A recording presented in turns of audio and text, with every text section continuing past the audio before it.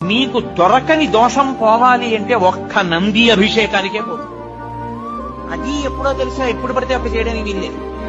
త్రయోదశి నాటి సాయంకాలం శివాలయంలో శివలింగానికి పొద్దున్న అభిషేకం అయిపోతుంది కాబట్టి అలంకారం చేసేసి రుద్రాధ్యాయంతో నందీశ్వరుడికి అభిషేకం చేస్తారు.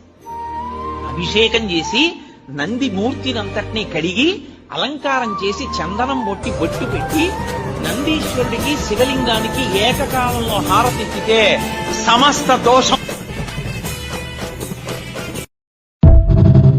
మీకు దొరకని దోషం పోవాలి అంటే ఒక్క నంది అభిషేకానికే పోతుంది. అది ఎప్పుడో తెలుసా, ఎప్పుడు పడితే అప్పుడు చేయడానికి వీల్లేదు. త్రయోదశి నాటి సాయంకాలం శివాలయంలో శివలింగానికి పొద్దున్న అభిషేకం అయిపోతుంది కాబట్టి అలంకారం చేసేసి రుద్రాధ్యాయంతో నందీశ్వరుడికి అభిషేకం చేస్తారు.